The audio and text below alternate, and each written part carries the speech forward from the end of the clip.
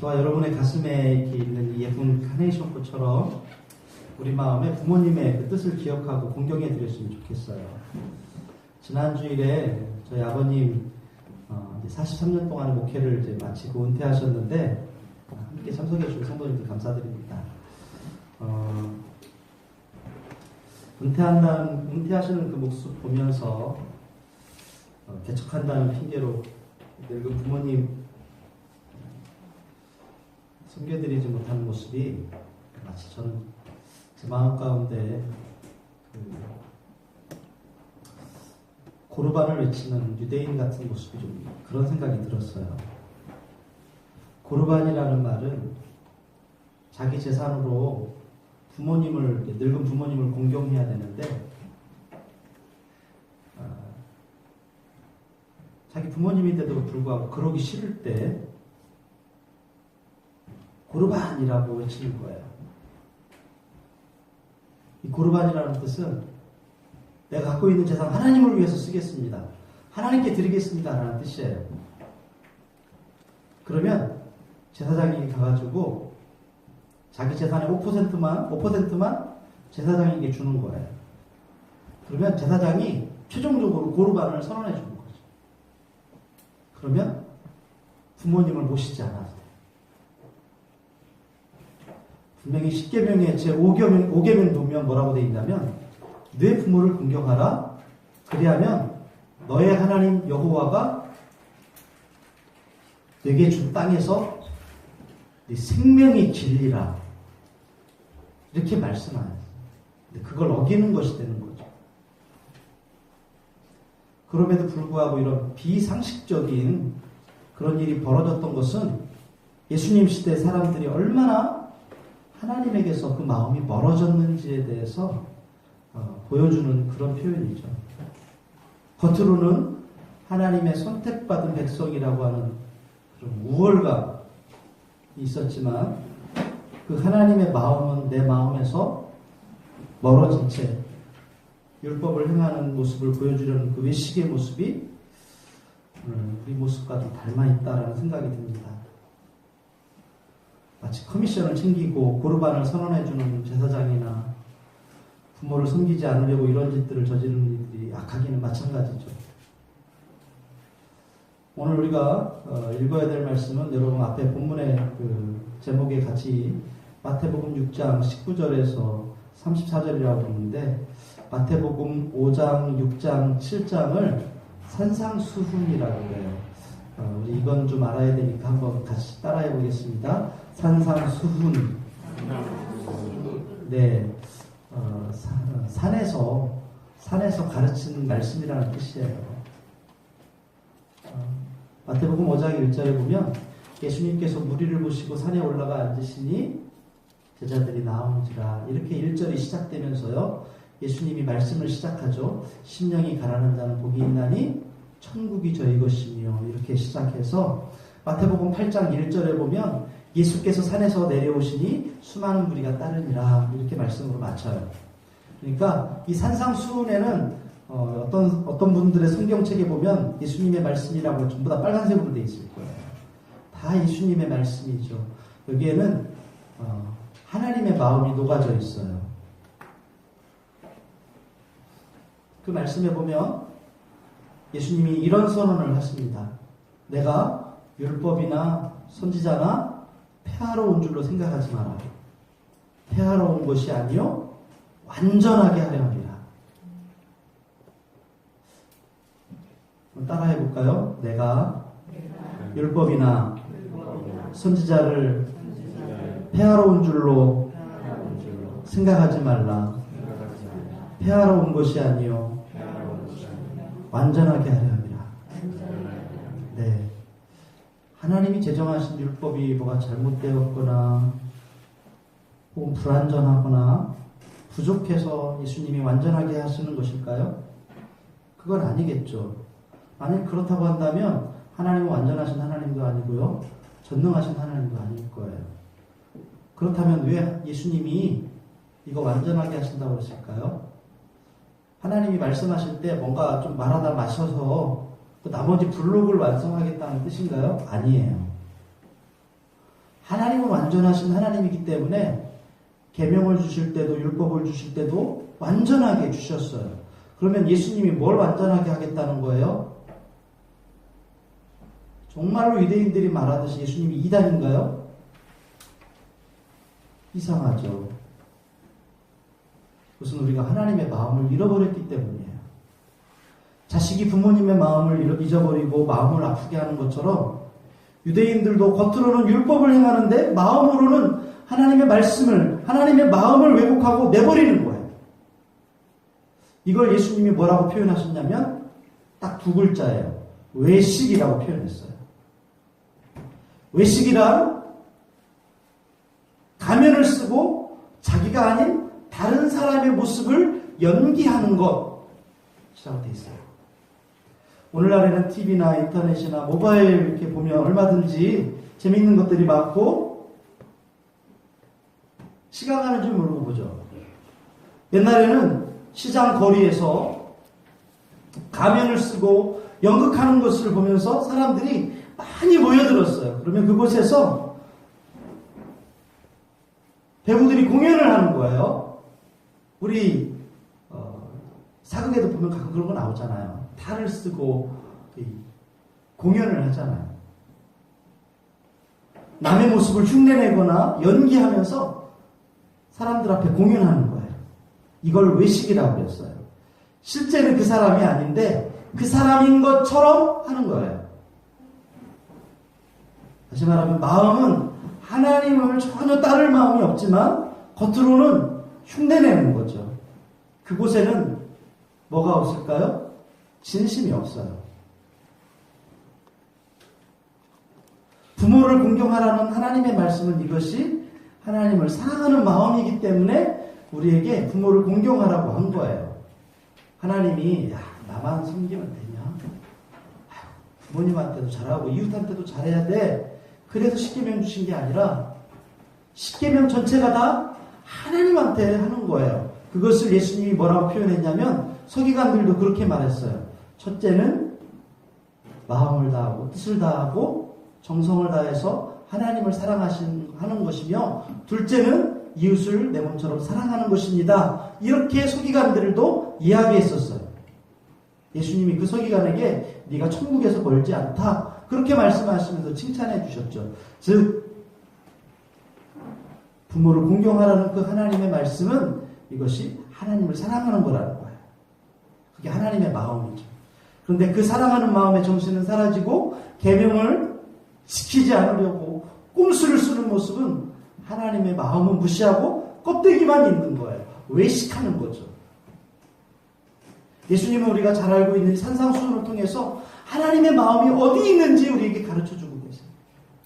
그 진정한 가르침의 말씀에 대해서 마태복음 5장 48절에 보면 한번 펴보실까요? 마태복음 5장 48절에 말씀하고 계세요.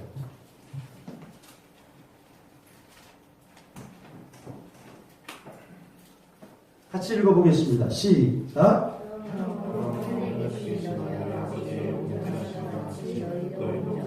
네, 하나님이 온전하시대요. 그래서 우리도 하나님처럼 온전해진대요. 온전해져야 된대요.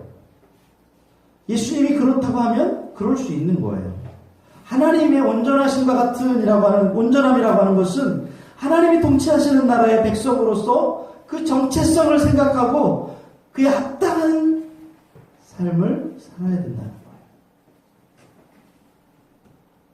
산상수훈에서는 이렇게 하나님의 온전하심을 쫓아 살아가는데 방해가 되는 많은 일상적인 문제들을 다뤄주고 우리에게 바른 길을 제시해주고 계세요. 오늘 본문이나 예나 지금, 오늘 본문에 보면 예나 지금이나 사람들에게 중요하고 민감한 문제인 이 재물에 대해서 언급하고 있어요. 재물을 어떻게 다루고 있는가, 돈을 어떻게 다루고 있는가를 통해서 우리가 어느 편에 서 있는지를 가늠할 수 있다는 거예요.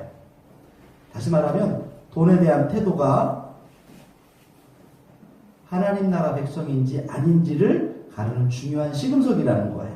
마태복음 6장 19절 말씀을 함께 읽도록 하겠습니다. 시작. 너희를 위하여 보물을 땅에 쌓아두지 말라. 거기는 좀과 동록이 해하며 도둑이 구멍을 뚫고 도둑질하느니라. 아멘. 너희를 위하여 보물.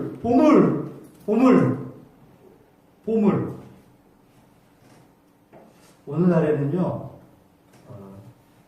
보석 금은방에 가면 금이 24K, 18K, 14K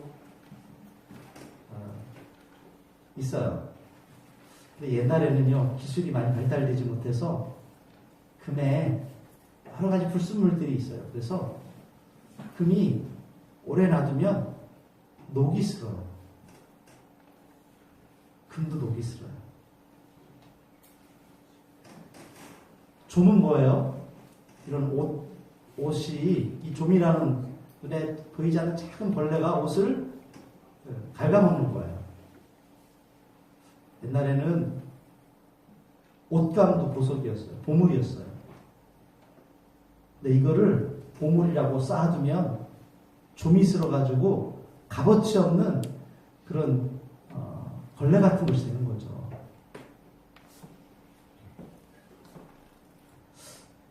그래서 좀과 동록이 쓴다라는 표현이 있는데, 하여튼 오늘 이 19절 말씀을 보면 살림살이가 좀 넉넉했으면 좋겠는데, 우리가 지금껏 보면서 늘 동일한 불편함이 있어요. 그게 뭐냐면 늘 부족하다. 예전보다 수입이 더 있든지 아니면 수입이 줄었든지 항상 부족해요. 2000년 전에 예수님을 따라다니는 그 사람들은 아마 우리보다 많이 더 가난했던 사람들일 거예요. 물론 삭개오나 마태 같은 그런 세리들이나 돈에 대한 부유함이 있었지만, 부자든지 가난한 사람들이든지 항상 돈을 더 갖고 싶어하는 마음은 오늘날에도 그런 것 같아요. 부자라고 돈에 대해서 관대하고, 가난하다고 물질에 대해서 죄가 없는 게 아니에요. 먼저 예수님께서는 당시 사회적으로 상당한 그런 재산을 가지고 있던, 부를 축적하고 있던 사람들을 염두에 두고 말씀하세요. 이것저것 재물을 쌓아두고, 올해는 농사가 너무 잘 되었어. 창고를 더 크게 짓고 거기다가 여러 해 쓸 물건들을 가득 채우고, 자, 내 영혼아, 이제 편히 쉬고 편히 먹고 마시자. 그래도 소용없다는 거예요. 이렇게 쌓여져가는 재물을 통해 그들의 마음에 쌓여가고 있는 탐욕과 하나님을 떠나 만몬을 향해 가는 변절한 마음들을 하나님이 보신 거죠. 사람들이 깜짝 놀랐어요. 부자가 되는 것은 하나님께 복받은 증거라고 생각했어요. 하나님께 순종했기 때문에 하나님이 주신 보상이라고 생각을 했던 거죠. 그들이 늘 입에 달고 살았던 아브라함. 그 사람은 복받아 부유했고, 이삭, 야곱이 다 하나님의 복으로 부자가 되었어요. 우리도 아브라함의 자손이니까 그 연장선상에 있다고 생각하던 유대인들에게 재물을 모으는 것은 아무런 문제가 되지 않았어요. 부자가 되는 것이, 예수님이 이렇게 말씀하실지 몰랐죠. 근데 여러분, 아브라함의 인생의 지향점은 항상 하나님이었어요. 그가 오히려 부자가 될 수 있었던 하란을 떠나요. 이것만 봐도 아브라함의 관심사는 돈을 버는 게 아니라 하나님께 있었어요. 마음 가득히 하나님이 있었기 때문에 그 안에 다른 마음이 들어갈 여지가 없었어요.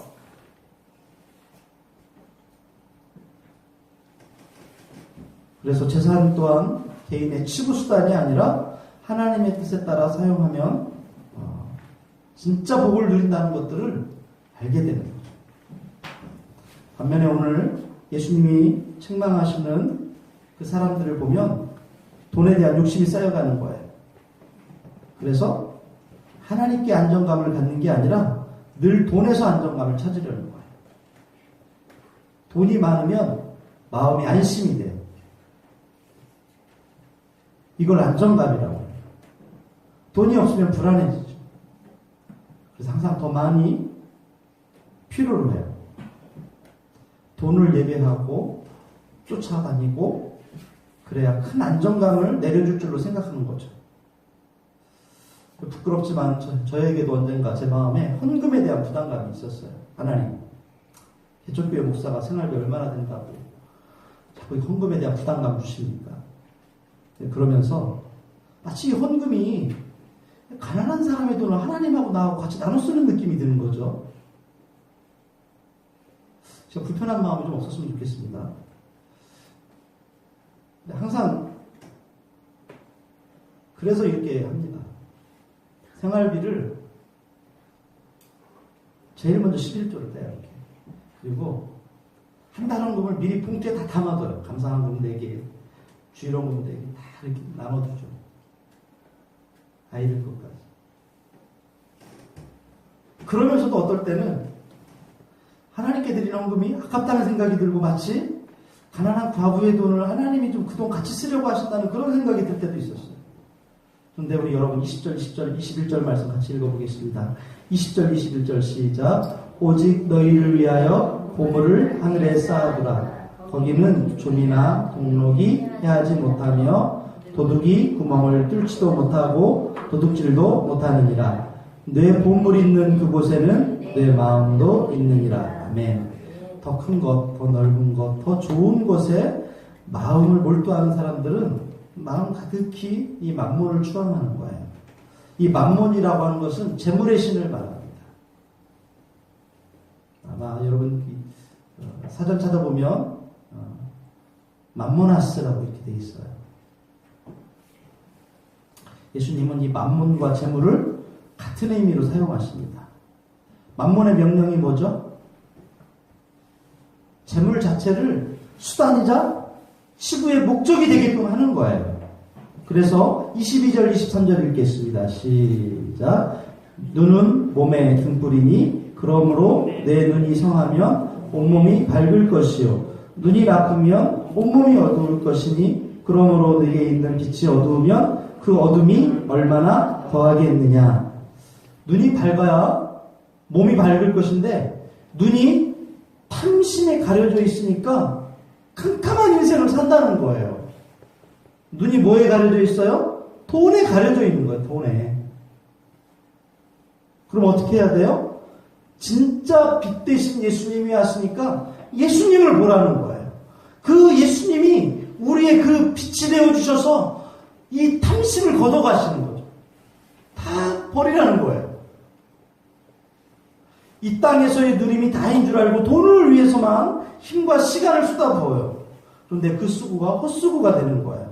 좀과 동록이 해하고 도둑이 구멍을 뚫고 도둑질하기 때문이죠. 좀과 동록이 재물을 넘어서 이제는 뭐 어떻게 해요? 영혼과 생명을 갉아먹는 거예요. 이 땅에서의 삶이 전부라고 생각하는 사람들은 이 땅에서의 생명이 다하는 순간 어떻게 다 도둑질 당하는 거예요. 재산은 말할 것도 없고요. 부모 자식 간에 또 형제 간에 좀과 동록이 들끓어서 관계가 완전히 무너집니다. 완전히 찢어놓게 되는 거예요. 안목의 정욕으로 그 눈이 어두워지면 그 맞게 될 그 비극을 보지 못하는 거예요. 만몬이 우리 눈에 탐욕의 안대를 씌워버리죠. 보지 못하게. 뭘 보지 못하게 해요? 하나님의 마음, 예수님을 보지 못하게 하는 거예요. 여러분, 안정감이, 행복이 나에게 있다는 그 거짓말을 여러분 이기셔야 돼요. 그것은 그저 바닷속에 영원히 빠뜨리려고 하는 사이렌의 달콤한 노랫소리에 불과한 거예요. 돈이 유혹하는 소리에 우리 귀를 막든지 내 몸을 묶어두든지 해야 되는 거예요. 탐욕과 거짓된 안정감에 우리의 눈을 내줘서는 안 됩니다. 24절, 25절 읽겠습니다. 24절, 25절 시작. 한 사람이 두 주인을 섬기지 못할 것이니 혹 이를 미워하고 저를 사랑하거나 혹 이를 중히 여기고 저를 경히 여깁니다. 너희가 하나님과 재물을 겸하여 섬기지 못하느니라. 그러므로 내가 너희에게 이르노니 목숨을 위하여 무엇을 먹을까? 무엇을 마실까? 몸을 위하여 무엇을 입을까? 염려하지 말라. 목숨이 음식보다 중하지 아니하며 몸이 의복보다 중하지 아니하며. 가난한 과부가 2렙돈을 드렸을 때 예수님은 가장 많이 드렸다라고 칭찬하셨어요. 예수님의 머리에 향유를 부어드렸던 막달라 마리아의 헌신을 복음이 전해지는 곳마다 이 여인의 일도 행한 일도 말하여 그를 기억하라라고 말씀하죠. 목숨처럼 소중하게 여겼던 것을 주님께 드렸던 여인을 칭찬하세요. 26절부터 말씀하시는 대상을 보면 먹고 마시고 입을 것을 걱정해야 하는 이 빈궁한 가난한 사람들에 대한 말씀이에요. 이 말씀을 보면서 우리 이야기하고 계시다는 생각이 들었어요. 하나님께서 먹고 입고 마시는 것들 뿐만 아니라 쓰고 잠자고 아이들 키우는 것까지 책임지시기 때문에. 근데 이 말씀을 계속 들여다보면서 저는 가난한 사람들도 만물을 숭배할 수 있다는 생각을 하게 돼요. 재산이 많다고 우상의 노예가 되고 반대로 시험에 들 만큼 가난하기 때문에 안전지대에 서 있는 건 아니에요. 모두가 다 마음의 문제예요. 하나님이 아니라 돈에 안정감을 두고 더 많은 돈에 목매는 사람들과 마찬가지로 하나님께 그 신뢰의 기반을 두지 않고 가난에 대한 염려로 일관하는 사람들 또한 모양만 다를 뿐이지 똑같이 만물의 종인 거예요. 아까 제가 맨 처음 말씀 시작할 때 외식에 대한 얘기했어요. 사람들에게 인정받고자 하는 그 시작이 외식이에요. 왜 가면 쓰고 다른 사람 흉내내는 거죠? 인정받기 위해서요.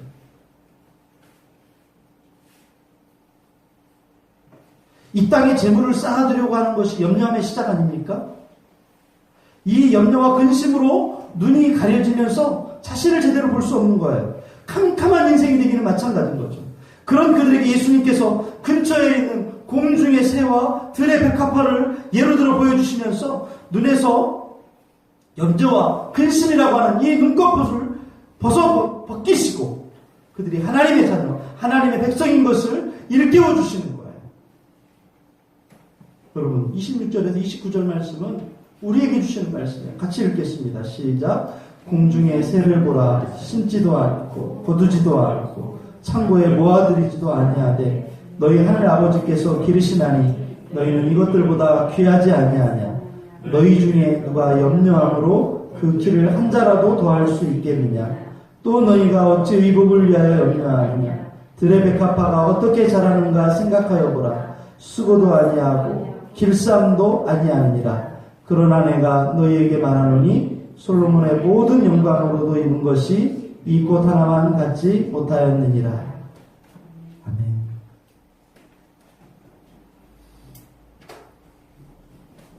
하늘 아버지에게는 새나 들의 꽃보다 하나님의 자녀들이 비할 바 없이 더 귀한 거죠. 하나님께서 예수님을 희생양으로 삼으셔서 우리의 생명을 사셨다고 한다면 그 생명을 허락하신 분이 우리의 입을 것, 먹을 것 책임져 주신다는 이게 믿음이죠. 결국 이 모든 재물과의 싸움은 실상 우리 믿음의 싸움이에요. 여러분 하나님이 살아계시나요? 그런 믿음이 있어요? 그리고 그 하나님의 전능하심을 믿고 있습니까? 그 전능하신 하나님이 나를 사랑하신다는 믿음, 들의 꽃보다 사랑하시고 날아다니는 새보다 나를 더 사랑하신다고 하는 그런 내가 사랑받는 존재라고 하는 그런 믿음이 있는 게 아니라 문제예요. 그래서 30절에 이렇게 말씀하세요. 같이 읽겠습니다. 오늘 있다가 내일 아궁이에 던져지는 들풀도 하나님이 이렇게 입히시거든 하물며 너희일까 보냐 믿음이 작은 자들아. 30절에서 믿음이 작은 자들아 라며 예수님이 탄식하십니다. 그 믿음이 있다면 더 이상 염려, 근심으로 우리의 에너지를 소모하지 않는 거예요. 그 믿음이 있으면 가진 것 혹시 잃어버릴까, 뺏기지 않을까, 꼭꼭 끌어안고 전전긍긍하며 살지 않는 거죠. 내 것을 하나님이 나눠주자고 하는 것처럼 그렇게 느낄 필요도 없지 않겠습니까? 나를 사랑하는 그 하나님의 그 전능하심이 그 역사가 내 위에서도 이 순간에 이루어지고 있다는 사실을 여러분 기억하시기 바라요. 전능하신 하나님이 나를 지극히 사랑하신다는 그 믿음이 있어야 우리가 하나님 나라와 의를 구할 수 있어요. 하나님이 나를 먹이시고 입히시고 나를 책임지신다고 하는 그 믿음도 없는데 우리가 어떻게 하나님 나라? 우리 학생들 내가 공부해서 하나님 영광 돌린다는 말도 안 되는 소리예요. 하나님이 내 앞길을 인도하신다고 하는, 나를 책임지신다고 하는 그런 믿음이 없는데 어떻게 그 다음 것이 있을 수 있어요.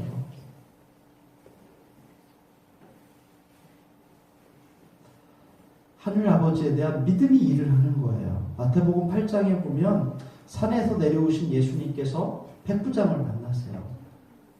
그 백부장의 하인이 죽어가고 있는데 예수님이 가서 고쳐주시겠다고 하니까 백부장이 뭐라고 하냐면 말씀만 하면 내 종이 낫겠습니다. 예수님이 뭐라고 그래요? 내가 이스라엘에서 이만한 믿음을 만나본 적이 없다.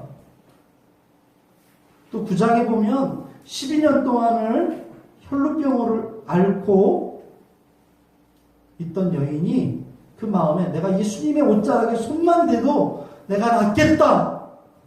그런 믿음이 있어서 몰래 예수님 뒤에 가서 예수님의 옷자락에 손을 대었을 때 그 여인이 그 즉시 나았어요. 예수님이 그 여인에게 네 믿음이 너를 구원했다라고 말씀하세요. 이 믿음이 일을 하는 거예요. 하나님 우리가 이런 믿음을 통해서 살기를 원하시는데 하나님을 신뢰하지 않으니까 뭘 신뢰해요? 뭘 의지해요? 뭘 의지한다고요?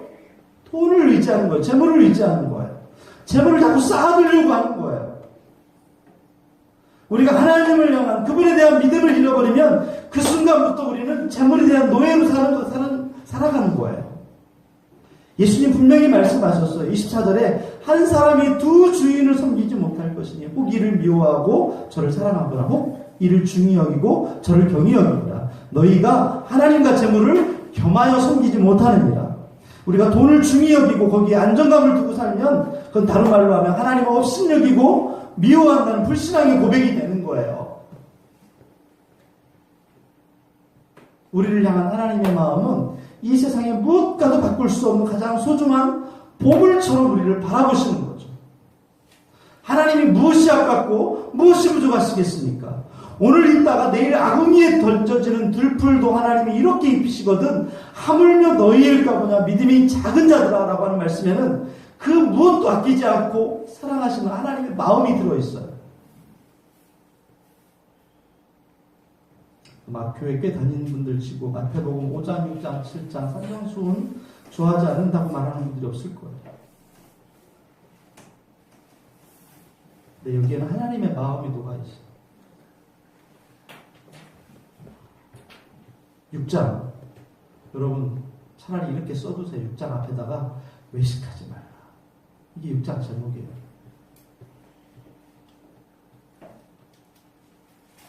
우리가 외식하니까 자꾸 남에게 보여주기 위해서 믿음 있는 척 하려고.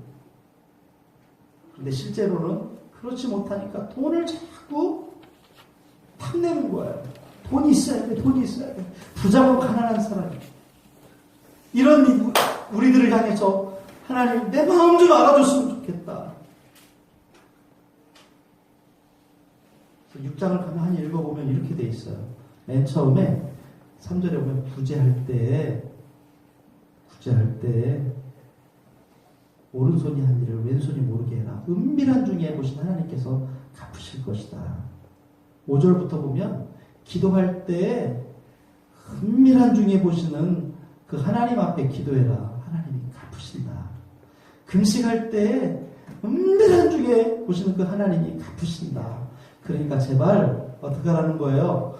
드러내고 하지 말라는 거예요. 외식하지 말라는 거예요. 그러니까 다른 말로 하면 구제할 때도 외식하고 기도할 때도 외식하고 금식할 때도 외식한다는 거. 이 기독교의 핵심 아닙니까? 가장 기독교의 가장 제일 많이 하는 종교 행위가 이런 거 아닙니까? 이 외식하는 사람의 진짜 속마음은 돈 난 거예요. 재물. 그래서 19절부터 말씀하시기를 염려하지 마라. 이거 너희들 외식한다는 표시야. 외식하니까 염려하지. 하나님이 너희 믿음 보시고 너희를 책임지시는데 이 믿음이 작은 자들아. 그러면서 우리에게 외식하지 말라.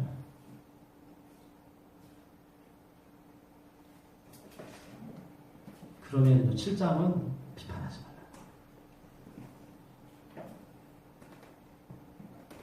우리를 향한 하나님의 마음을 좀 알았으면 좋겠습니다. 하나님 그분에게 안정감을 찾음으로 말미암아 하나님의 참 백성다운 멋진 모습으로 사시기를 예수님의 이름으로 축복합니다. 기도하겠습니다. 하나님 감사합니다.